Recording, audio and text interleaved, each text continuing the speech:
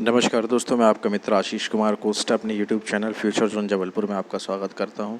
NCERT science class 8 chapter number 3 संश्लेषित रेशे और प्लास्टिक।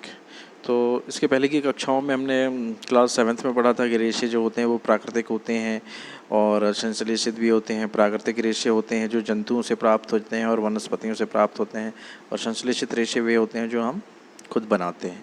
तो देखिए, सबसे पहली चीज़ इसमें जो हमको इम्पॉर्टेंट चीज़ें पढ़ना है, तो सबसे पहले इम्पॉर्टेंट चीज़ें हैं पोशाक के बारे में है। तो पोशाक मतलब जो भी वस्त्र हम पहनते हैं पोशाक कहलाते हैं। ये कपड़े से बनते हैं और कपड़े प्राकृतिक अथवा कृत्रिम रेशों से बनते हैं। और इसके पश्चात प्राकृतिक और कृत्रिम रेशों के बारे में है, तो ये आपको खुद टेबल बनानी है। इसमें देखिए प्राकृतिक रेशे कौन से हैं और कृत्रिम रेशे कौन से हैं, और वस्तु का नाम है, कौन सी वस्तु किस प्रकार के रेशे से प्राप्त होती है।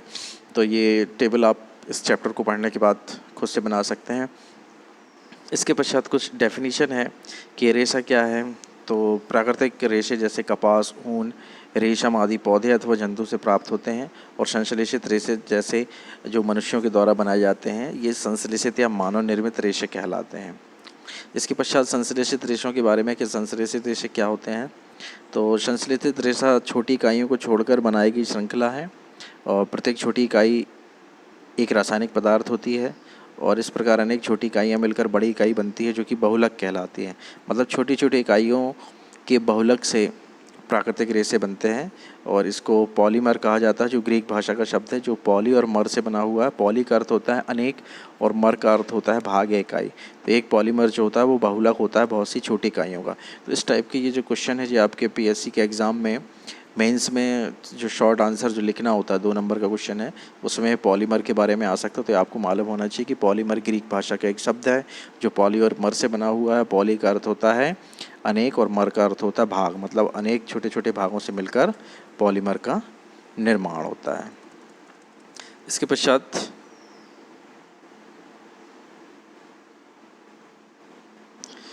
पश्चात हम देखेंगे, ये गिवन है कि प्राकृतिक बहुलक में भी पॉलीमर होते हैं। मतलब ये केवल कृत्रिम रेशे नहीं है, प्राकृतिक बहुलक में भी पॉलीमर होते हैं। जैसे कि सेल्यूलोज जो है ये इसका एक बहुलक होता है कपास, और सेल्यूलोज जो है वो ग्लूकोज के द्वारा बना होता है। मतलब जो सेल्यूलोज की जो यूनिट है वो ग्लूकोज होती है। इसके पश्चात है संश्लेषित रेशों के प्रकार हैं। तो जो मानव निर्मित संश्लेषित रेशे हैं उनके प्रकार हैं। सबसे पहले रेयॉन है। तो रेयॉन का देखिए, एक्चुअली में रेयॉन के बारे में इसमें गिवन है कि रेयॉन क्या होता है, कैसे बनता है और उसका यूज क्या क्या होता है। तो एक्चुअल में रेशम जो है ये रेशम का विकल्प होता है रेयॉन, और रेयॉन का निर्माण काष्ठ लुगदी के रासायनिक उपचार से प्राप्त किया जाता है। तो काष्ठ लुगदी मतलब होता है लकड़ी की लुगदी बनाना, और उसमें जब रासायनिक उपचार करते हैं तो जो रेशा प्राप्त होता है वो रेयॉन कहलाता है। ये कृत्रिम रेशम कहलाता है क्योंकि ये प्राकृतिक रेशम के समान इसके गुण होते हैं, और ये मानव निर्मित रेशा है, और ये रेशम से सस्ता होता है, परंतु इसे रेशों के समान बुना जा सकता है और अलग अलग रंगों में ढाला जा सकता है। रेयॉन को कपास के साथ मिलकर भी कपड़ों का निर्माण किया जाता है, जैसे बिस्तर की चादरें, और ऊन आदि के साथ मिलकर गलीचा बनाया जा सकता है। तो रेयॉन जो है एक मल्टीपर्पज़ रेशा होता है, और इसके बारे में आपको ये याद रखना है कि ये काष्ठ लुगदी के रासायनिक उपचार से प्राप्त होता है। इसके पश्चात नेक्स्ट है नायलॉन। तो देखिए नायलॉन के बारे में हमको गिवन है, तो नायलॉन भी मानव निर्मित रेशा है जो कि बिना किसी प्राकृतिक कच्चे माल के बनाया जाता है। मतलब नायलॉन के, अब देखिए अभी यहाँ पे ये चीज़ था, हमने रेयान में पढ़ा था कि रेयान जो है काष्ठ लुगदी से बनता है। तो काष्ठ लुगदी से बन रहा मतलब उसमें लकड़ी का प्रयोग किया जा रहा, तो मतलब इसमें कोई ना कोई प्राकृतिक पदार्थ का यूज़ किया जा रहा। लेकिन नायलॉन में ऐसा नहीं है। नायलॉन किसी भी प्राकृतिक कच्चे माल, बिना किसी प्राकृतिक कच्चे माल के पौधे या जंतु के उपयोग का बनाया जाता है। इसका निर्माण कोयला, जल और वायु से किया जाता है। तो इसलिए इसको प्रथम पूर्ण संश्लेषित रेशा माना गया। तो ये बहुत इंपॉर्टेंट फैक्ट है कि प्रथम पूर्ण संश्लेषित रेशा कौन है। तो प्रथम पूर्ण संश्लेषित रेशा जो है वो रेयॉन को माना जाता है। प्रथम पूर्ण संश्लेषित रेशा नायलॉन को माना जाता है। नायलॉन के गुण हैं, तो नायलॉन जो होता है ये रेशा प्रबल होता है, प्रत्यास्थ होता है, हल्का होता है, यह चमकीला और इजी टू वॉश होता है, धुलने में आसान होता है, अतः यह कपड़ों के निर्माण के लिए बहुत अधिक प्रचलित है। नायलॉन का रेशा इतना मजबूत होता है कि ये इसको जो पत्थरों चट्टानों में चढ़ने में, ट्रैकिंग आदि में जो वस्त्र बनाए जाते हैं, रस्सियाँ बनाई जाती हैं, उसमें इसका यूज़ किया जाता है। इसके अलावा नायलॉन का वस्त्रों में भी उपयोग किया जाता है, जैसे मोजे, रस्सी, तंबू, दांत साफ करने के ब्रश, कारों की सीट के पट्टे, स्लीपिंग बैग आदि कई चीज़ों में नायलॉन का उपयोग किया जाता है। इसके अलावा नायलॉन हल्का होने के कारण पैराशूट आदि में, पैराग्लाइडिंग आदि में जो कपड़ों का उपयोग किया जाता है, रस्सियों का उपयोग किया जाता है, वो भी नायलॉन से निर्मित होते हैं। इसके अलावा देखिए नेक्स्ट जो रेशा है नायलॉन के पश्चात देखिए पॉलिएस्टर है। तो पॉलिएस्टर के बारे में हम पढ़ेंगे, पॉलिएस्टर और एक्रिलिक। तो पॉलिएस्टर एक संश्लेषित रेशा है। इस रेशे से बने कपड़ों में आसानी से सिलवटें नहीं पड़ती, मतलब ये कपड़ा जो बनता है पॉलिएस्टर का, इसमें सिलवटें नहीं होती हैं। यह सपाट रहता है और सरलतापूर्वक धुल जाता है, अतः यह वस्त्र सामग्री हेतु पर्याप्त उपयोगी पदार्थ है। पॉलिएस्टर के सुंदर वस्त्र और कमीजें बनती हैं। टेरिलीन भी एक तरह का पॉलिएस्टर है, इसे बहुत महीन रेशों में खींचा जा सकता है। तो टेरिलीन जो है वो एक पॉलिएस्टर का ही प्रकार है। इसके पश्चात नेक्स्ट हम देखेंगे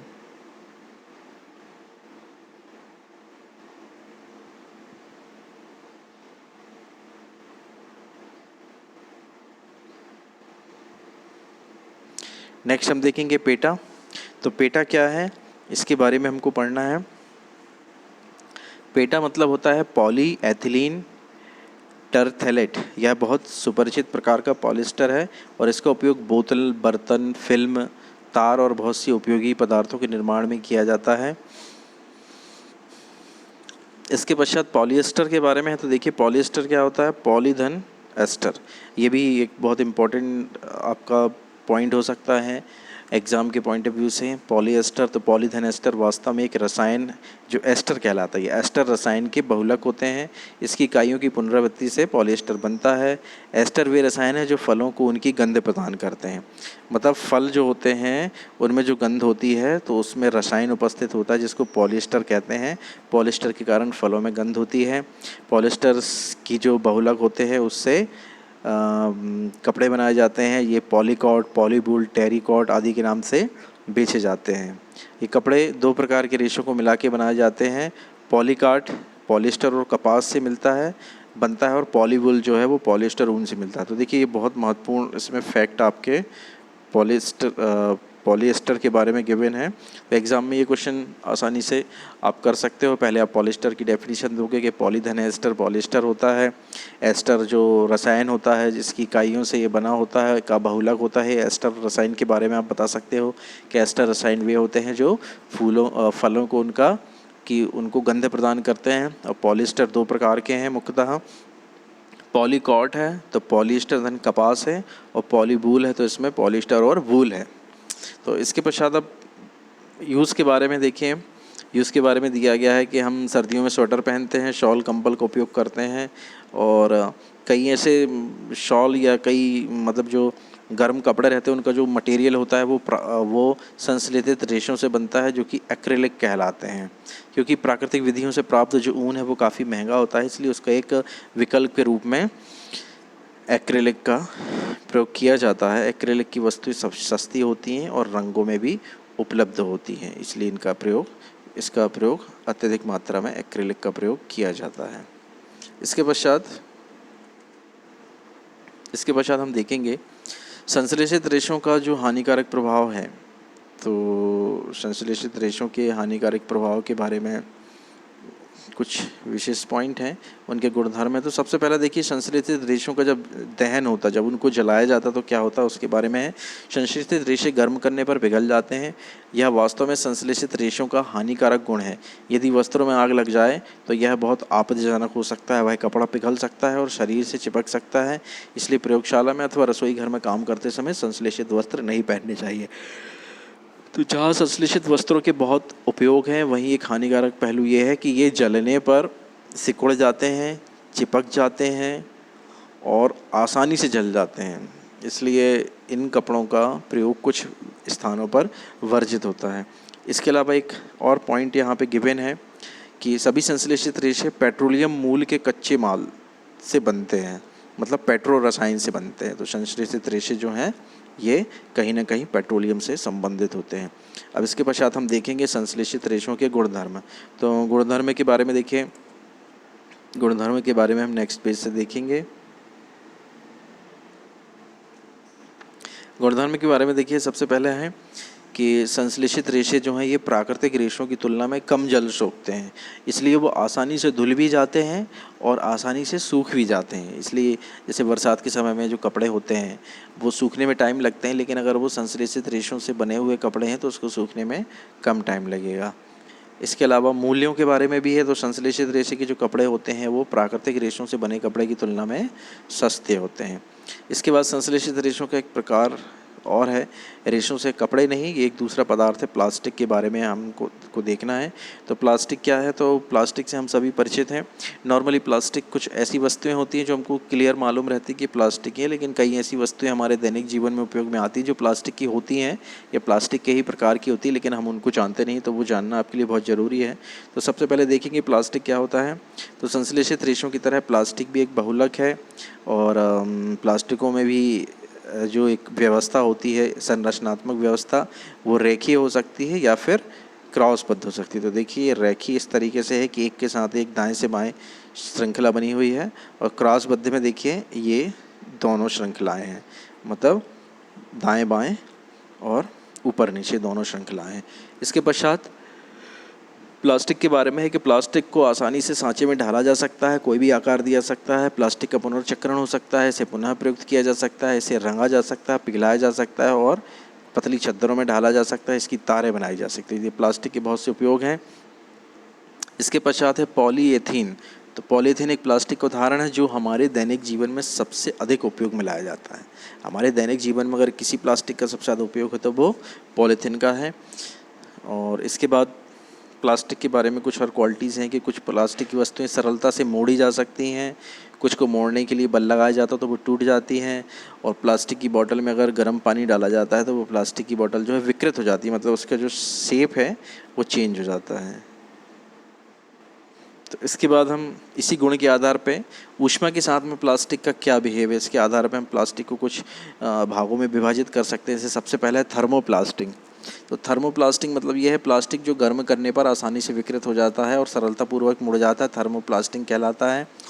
पॉलीथीन और पीवीसी थर्मोप्लास्टिक के उदाहरण है। इसका उपयोग खिलौने, कंघी और विभिन्न प्रकार के पात्रों के बड़े पैमाने पर निर्माण किया, मतलब गर्म करने पर जो आसानी से प्लास्टिक पिघल जाए, मुड़ जाए, विकृत हो जाए, वो थर्मोप्लास्टिक कहलाता है।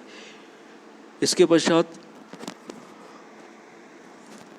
प्लास्टिक का दूसरा प्रकार है थर्मोसेटिंग प्लास्टिक। तो कुछ प्लास्टिक ऐसे होते हैं जिन्हें एक बार सांचे में ढाल दिया जाए फिर उन्हें ऊष्मा देकर नर्म नहीं किया जा सकता, मतलब यह है कि इसमें ऊष्मा का प्रभाव नहीं होता है, ये ऊष्मा के लिए अप्रभावी होते हैं।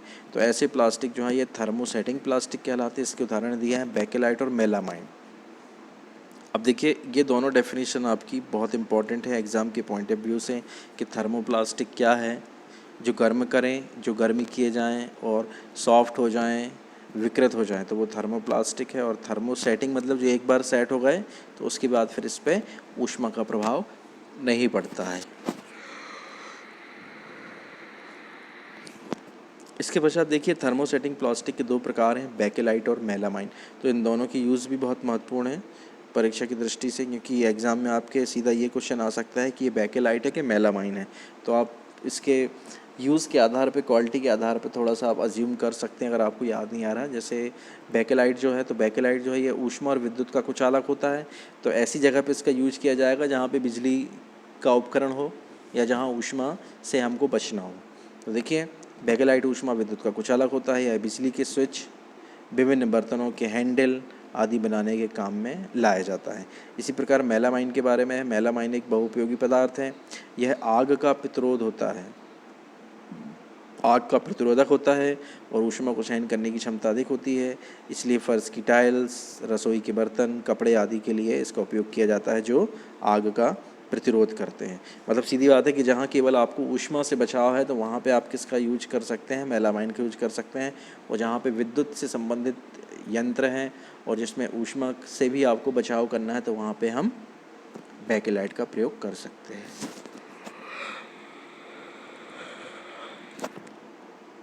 इसके पश्चात नेक्स्ट विकल्प पदार्थ प्लास्टिक। तो देखिए प्लास्टिक क्यों महत्वपूर्ण है हमारे दैनिक जीवन में, इसके लिए है कि खाद्य सामग्रियों को संचित करते हैं। तो ये खाद्य सामग्रियों को संचित करते हैं, तो यदि आप किसी मेटलिक या दूसरे बर्तन में संचित करते हैं तो कहीं ना कहीं वो खाद्य सामग्री को मतलब प्रभावित कर सकते हैं। फॉर द एग्ज़ाम्पल, अगर मान लीजिए आप चम्मच के मतलब जैसे अचार वगैरह अगर उसमें आप धातु की चम्मच रखते हैं तो कुछ दिन बाद वो अचार ख़राब हो जाता है, क्योंकि वो जो अचार में जो एसिड है वो धातु से क्रिया करके हानिकारक पदार्थ बना लेता है। लेकिन प्लास्टिक के बर्तनों में ऐसा नहीं होता है। इसका एक दूसरा विकल्प चीनी मिट्टी का बर्तन होता है, लेकिन अचार वगैरह रखने के लिए अगर हम चीनी मिट्टी के बर्तनों का प्रयोग करें तो उसके रख रखाव में थोड़ा सा असुविधाजनक होती है, क्योंकि वो बर्तन काफ़ी भारी रहते हैं। इसकी तुलना में अगर प्लास्टिक की बर्नियाँ हैं या प्लास्टिक के जार हैं तो वो रख रखाव में आसानी रहती है। इसके बाद प्लास्टिक जो है अक्रियाशील है, अनभिक्रियाशील है, मतलब जल और वायु से आसानी से अभिक्रिया नहीं करते हैं और इनका संक्षारण भी नहीं होता। हाँ, लेकिन प्लास्टिक के कोई बर्तनों का एक बहुत हानिकारक प्रभाव जो अभी हमारे समझ में आ रहा है वो ये है कि प्लास्टिक के कुछ ऐसे बर्तन होते हैं या कुछ ऐसे प्लास्टिक होते हैं जो कि गर्म पदार्थों के कांटेक्ट में आके कुछ ऐसे रसायन बना लेते हैं जो कि व्यक्तियों में कैंसर जैसे गंभीर रोग उत्पन्न कर सकते हैं। तो ये एक प्लास्टिक का हानिकारक प्रभाव है जो आपको मालूम होना चाहिए। इसके साथ में प्लास्टिक जैसे हल्का है, प्रबल और चिरस्थायी, मतलब प्लास्टिक नष्ट नहीं होता है, वजन में दूसरी धातुओं और दूसरे पदार्थों की तुलना में हल्का होता है, और चिरस्थायी मतलब नष्ट नहीं हो सकता, इसलिए इसको अलग अलग आकार और साइज़ों में ढाला जा सकता है। कहने का आशा ये है कि जिस प्रकार का हमको उपयोग करना है उसके हिसाब से हम प्लास्टिक के बर्तन बना सकते हैं। इसके पश्चात प्लास्टिक के और महत्वपूर्ण गुण हमको यहाँ दिए हुए हैं कि प्लास्टिक कैसा है। प्लास्टिक कुचालक है, ऊष्मा और विद्युत से प्रभावित नहीं होता है, जो कि अभी हमने बेकेलाइट और मेलामाइन के रूप में देखा है, और इनकी क्वालिटीज़ होती है उसके हिसाब से इनका प्रयोग बिजली के तार और खाना बनाने वाले पात्रों के हत्थे बनाए जाते हैं। इसके पश्चात ये टेबल है। प्लास्टिक का स्वास्थ्य की देखभाल उद्योग में व्यापक उपयोग होता है, जैसे दवाई की गोलियों, टिक्कियों को पैक करने के लिए, घावों को सीने के लिए धागे, सिरिंज और चिकित्सकों के दस्ताने, ये सभी चिकित्सकीय यंत्र जो है ये प्लास्टिक के बनते हैं। इसके पश्चात माइक्रोवेव या ओवन में जो खाना पकाने हेतु विशिष्ट पात्र रहते हैं वो प्लास्टिक के रहते हैं, विशेष प्रकार का पात्र होता है। इसके पश्चात टेफ्लॉन के बारे में है। टेफ्लॉन एक विशिष्ट प्लास्टिक है जिस पर तेल और जल चिपकता नहीं है, इसलिए जो नॉन स्टिक जो बर्तन होते हैं उसमें टेफ्लॉन की लेयर चढ़ाई जाती है जो कि तेल की बचत करते हैं। इसके बाद अग्निसह प्लास्टिक के बारे में है कि संश्लेषित रेशे आसानी से आग पकड़ लेते हैं, परंतु आग बुझाने वाले जो कर्मचारी जो होते हैं उनके परिधानों पर मेलामाइन की परत होती है जो कि उसको अग्निरोधक बनाते हैं। इसके पश्चात सबसे महत्वपूर्ण है प्लास्टिक और पर्यावरण। तो ये प्लास्टिक का सबसे हानिकारक प्रभाव जो हमको मालूम होना चाहिए कि प्लास्टिक जो है स्थायी होता है, इसको नष्ट होने में टाइम बहुत अधिक लगता है, और इसके साथ में जो जैव पदार्थ हैं जो कि निम्नीकरण या अपचयन अपघटन की प्रक्रिया में भाग लेते हैं वो इसको अपघटित नहीं कर सकते हैं। मतलब अगर आपने प्लास्टिक की किसी पॉलीथिन को ज़मीन में गड़ा दिया है तो कई सालों बाद भी आप उसको निकालेंगे तो वो एज इट इज़ रहेगी, थोड़ा टूटेगी बस, वो मिट्टी के अंदर दबी होने के कारण ये निकालने में, लेकिन उसका क्षय नहीं होता है। इसलिए ये पर्यावरण की दृष्टि से बहुत नुकसानदायक है। और यदि मान लीजिए दूसरे विकल्प के रूप में अगर हम प्लास्टिक को जलाया जाए, दहन के द्वारा अगर इनका विनिष्टीकरण किया जाए तो उसमें भी एक प्रॉब्लम ये रहती है कि दहन के बाद ये बहुत अधिक जहरीली गैसें उत्पन्न करती हैं। इस प्रकार प्लास्टिक जो है वो एक तरह से हानिकारक है। एडवांस यूज हैं इसके, मॉडर्निज्म में एडवांस यूज़ हैं, लेकिन ये एटलीस्ट हानिकारक पदार्थ है। तो उसमें यही है, प्लास्टिक के विकल्प रूप में दिया है कि जो सबसे ज़्यादा प्लास्टिक का हानिकारक रूप होता है जो हम पॉलीथीन के रूप में यूज़ करते हैं, वो उसकी साइज़ काफ़ी बारीक होती है, इसलिए वो हानिकारक हो जाता है और जलने पे भी इससे हानिकारक रसायन निकलते हैं। इसलिए उसके स्थान पर कपास या जूट के बने थैलों का प्रयोग करना चाहिए। और इसके साथ में ये भी है कि प्लास्टिक अपशिष्ट को पुनः चक्रित करना बेहतर होगा। अधिकांशतः थर्मोप्लास्टिक जो हैं ये पुनः चक्रित किए जा सकते हैं। जिन वस्तुओं को चक्रित किया जा सकता है उनके उपयोग करने में हानि नहीं होती है। इसके पश्चात ये प्लास्टिक के उपयोग से संबंधित महत्वपूर्ण सूत्र है 5R। इसमें रिड्यूस करना मतलब उपयोग को कम करना है, फिर रीयूज़ करना है, मतलब एक ही चीज़ को बार बार यूज़ करना है। जैसे पॉलीथीन है, आप उसको कई समय तक, बहुत लंबे समय तक यूज कर सकते हैं। अगर आप थोड़ी सी मजबूत पॉलीथीन अगर लेते हैं तो उसको आप लंबे समय तक यूज कर सकते हैं। इसके पश्चात रिकवर, मतलब फिर से प्राप्त करना है। और उपयोग ना करना मतलब रिफ्यूज़ करना, मतलब आप उसका कम से कम उपयोग करें। तो ये सारी चीज़ें जो हैं, इससे हम प्लास्टिक के हानिकारक प्रभावों से बच सकते हैं। तो यहाँ रेशा विवेक में भी दिया हुआ है कि प्लास्टिक की थैलियों को कहाँ फेंकना चाहिए, जलाशय या नालियों में नहीं डालना चाहिए, सड़क में नहीं डालना चाहिए। खरीदारी के समय सूती कपड़ों का प्रयोग करना, सूती कपड़ों के थैले का, मतलब किसी भी पदार्थ से बने आप थैले का प्रयोग कर सकते हैं।